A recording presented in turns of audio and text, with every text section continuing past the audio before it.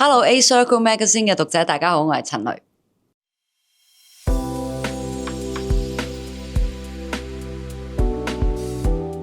首先，我覺得我新碟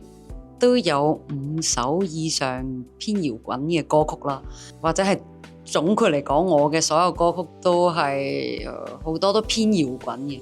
咁啊，搖滾類型就最適合喺 live house 嗰度一齊去到跳啊、摁啊咁。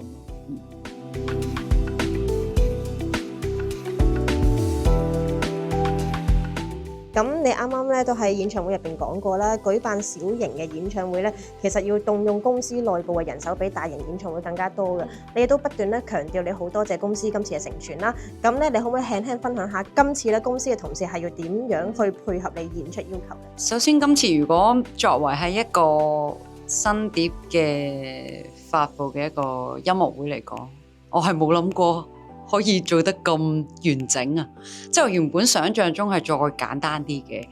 咁就即係好似人哋啲新碟發佈會啊，只不過我喺 live house 啫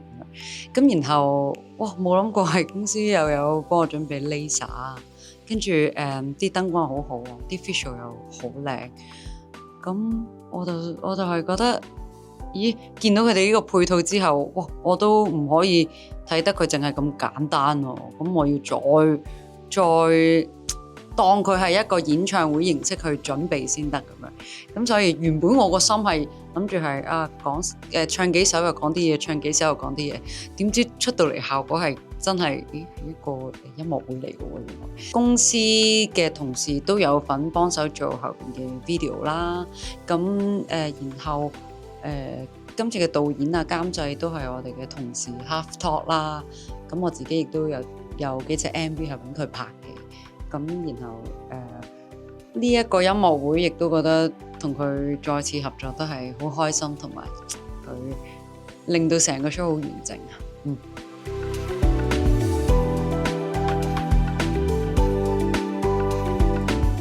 咁見到咧演唱會咧，你4日咧都分別係安排咗一套唔同嘅服裝演出嘅，可唔可以分享一下每一日嘅造型策略啦？同埋嗰粒喉糖咧，係咪都係造型嘅一部分咧？邊個嘅 idea 咧？首先今次音樂會就係好早已經決定我唔要換衫，係啦，我要一套衫唱到尾咁樣啦。咁然後今次4日都有唔同嘅造型，其實有少少想做翻今次型呢隻碟裏邊嘅內頁嘅某啲造型嘅感覺，因為其實咧我好少有造型係打呔嘅，係啦，但係我喺呢隻型嘅專輯裏邊，其中有一張相係咁啱嗰陣落雨就擔住把遮，但係嗰一套衫就係打住呔，雖然係裙嚟嘅，但係整體感覺又都俾人硬朗少少、中性少少嘅感覺，所以第一套衫又有想做翻呢個感覺啦，咁然後當日有一套衫又係全套Vivienne Westwood 啊咁樣，咁專輯裏邊都有一套又係全套都係呢個品牌，咁我自己都好中意呢個品牌啦，又做咗一套啦，咁然後前後2套服裝亦都係譬如毛毛嘅帽，專輯裏邊都有一輯相係毛毛帽，跟住然後有一套又比較街頭少少感覺嘅，即係第2晚咁樣，即係佢超得嚟，但係顏色上又揀咗隻熒光綠，都希望係企上舞台依然都係好 sharp 嘅。但係幾日嘅衫，我希望要嘅感覺都係要令我着得自在咁樣。成個音樂會對我嚟講就係又好超好輕鬆，但係又都靚係啦。咁關於嗰個喉糖咧，其實就真係因為我彩排緊嘅時候就一路食住呢個喉糖，一路去唱，咁就發覺原來食住呢個喉糖我唔使成日走去飲水喎，因為佢真係一個蜂蜜嘅喉糖係啦。不過佢有棍仔，就係因為佢係俾小朋友食嘅，所以佢個蜂蜜成分冇咁強係啦。咁我就貪個棍仔方便，就一路嗒住個糖一路 rehearsal 啦，跟住就覺得好似仲方便咗喎。咁我就問同事，我話我可唔可以一出場就食住啊？我話因為咧佢真係令我唔使成日走去飲水，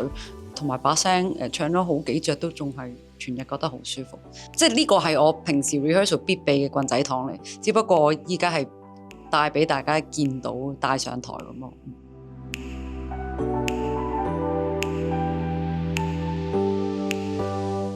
我覺得效果好好。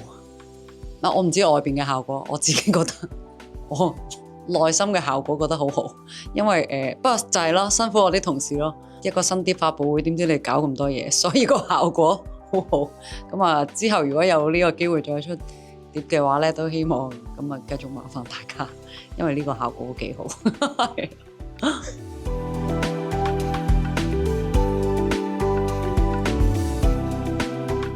今次嘅專輯叫做《型》啦，其實係當我上一隻專輯決定叫念嘅時候，我已經幫我下隻專輯下隻專輯下隻專輯已經大概都改咗一個單字嘅名嚟到放一啲我覺得合適嘅歌曲內容入去啦。咁念呢隻碟其實裏邊好多嘅創作都係源自於當時疫情啊嘛，咁亦都因為突如其來嘅疫情，令到我寫咗好多關於世界啊、外間啊嘅歌曲。我就將好多關於寫我自己嘅歌曲咧，放埋咗一邊先咁啦。咁啊出完念呢隻碟，個世界又可以即係通翻關，可以去下旅行啦。係咪可以推出我當時嘅寫關於去旅行嘅一個節日嘅歌，就係《午返玫瑰》咁。所以咧就一完咗念呢隻碟，就即刻推出咗《午返玫瑰》，就正式開始咗。咁不如就嚟緊成隻碟就講翻我自己啦。咁所以咧，凝呢個字咧，其實佢又有少少係凝望自己嘅內心嘅意思啦。咁我亦都希望呢10首嘅創作裏邊，就係可以好不一樣地展現到唔同面向嘅我，但係最終都用最後一首歌完整的我去包裝翻，就係呢啲都係完整嘅我，係啦。無論幾中意病、幾脆弱、幾貪玩都好，呢個都係完整嘅我。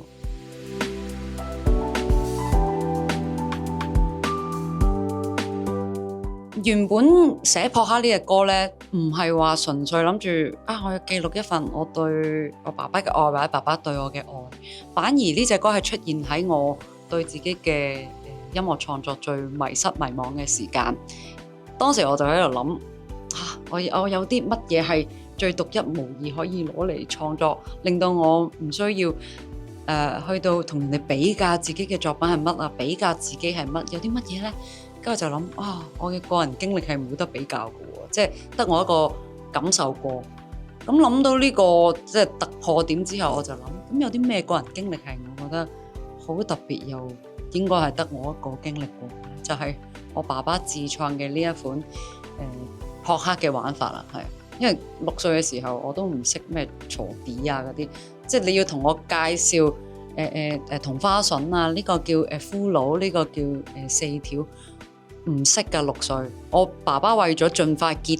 束佢嘅手牌，要屈我輸而食一啖飯，佢將佢剩低嘅手牌就話：哎呀，原來我有全黑點紅喎！咁即係佢就勁賴皮咁一下就話佢呢個牌型叫全黑點紅就出晒，就焗我輸，我要食飯咁樣創作咗呢個遊戲。咁我就先寫咗呢隻歌出嚟。然後我就覺得呢個咁獨特嘅故事，但係佢令到我打破咗我當時對嗰個自我懷疑嘅迷失咯，好似有少少揾翻我係邊個啊，我有啲咩嘅價值啊，唔知㗎，但係就嚟經歷咯，就嚟記錄我嘅經歷咯，我就繼續用我嘅創作記錄我嘅經歷就得㗎啦，唔使比拼高下㗎，就係多謝呢隻歌去幫我打破咗。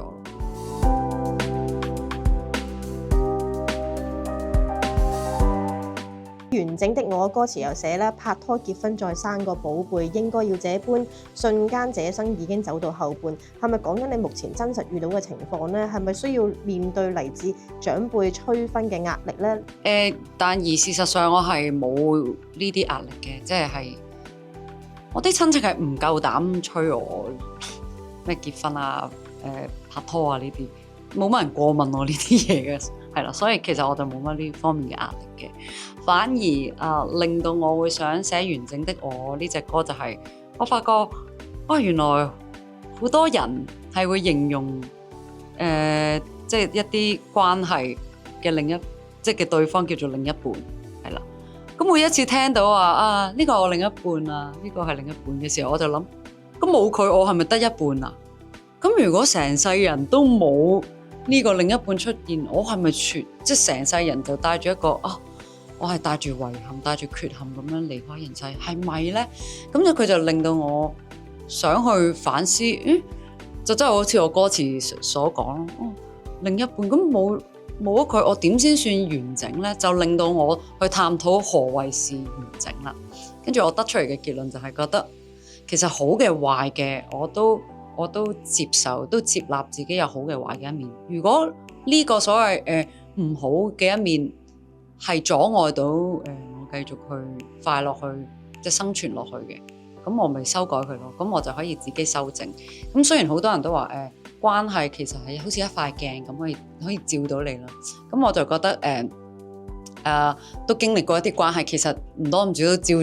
咗啲嘢出嚟噶啦。同埋好容易係重複犯錯噶，你係會不停都係 loop 差唔多嘅原因分開，係會咁，即係證明係一塊鏡又點啊？成日都修改唔好自己嘅呢方面嘅問題嘅，可能有啲係你要進入咗關係，你先見到原來我會變成咁噶。咁我就覺得呢隻歌就有少少想講就係，咁可唔可以當我 OK， 我依家意識到我有呢個問題啦，我有冇得透過一個單身嘅時期，等我識得同自己相處，識得同自己獨處，或者係我睇感情或者每一段關係嘅得失，可以令到我睇得冇咁重。總之係各方面嘅修正好我自己之後，我先至帶住一個更健康嘅自己、更完整嘅自己去遇到呢個可能更好嘅另一個人咧。咁樣係咯，所以寫完整的我呢個歌就唔係話想講話我拍拖真係唔好啊，單身先係最正，即係唔係要講呢啲，而係要好好利用單身嘅時間去到不停去到增值自己、修正自己，然後我相信會有更健康嘅愛情出現。咁我哋就等待自己變得更好，就可以遇到更好嘅人。咁所以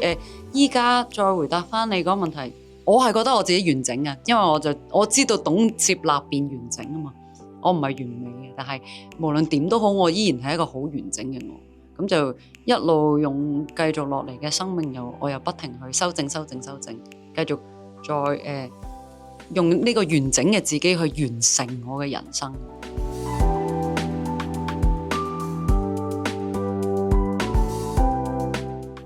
五瓣玫瑰算啦，因為佢係一隻純粹簡單快樂，冇乜太大大道理嘅歌。因為我太多歌呢，好似出呢隻歌，我要俾一個意義俾佢，即係有冇人需要呢隻歌啊？或者係佢流芳即係流於市面，佢有冇一個意義啊？我有冇總括到一個道理啊？咁好多歌曲都會咁樣去諗啦，去到創作啦。但去到五瓣玫瑰，我就冇咩意義，冇啊，純粹開心㗎咋。啲歌詞好無聊。係啊，真係好幼稚，好單純。我就係記錄我喺當時捷克去佢1年1度嗰個五瓣玫瑰節見到嘅畫面，就係咁啫。我想將我呢份記錄用歌曲歌詞嘅方式記錄低，係咯，俾我自己留個念都好。咁所以就寫咗一隻咁純粹嘅歌，但係我到依家每一次唱五瓣玫瑰，我都好開心，真係。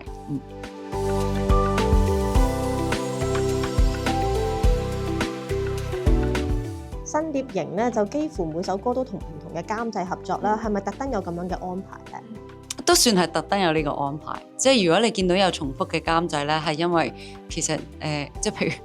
咁啱撲克同完整的我都係 Randy 幫我創作嘅，咁係因為本身撲克隻歌5年前就做好咗啦，我諗 Randy 都冇諗過5年後先俾人聽到呢隻歌噶嘛。如果唔係我本身係盡可能想將呢10個唔同面向可以交俾10個監製去製作。好，多謝。好，唔該晒。係好。係啊。係有冇得開？呢個鎖匙係冇㗎。好跳啊！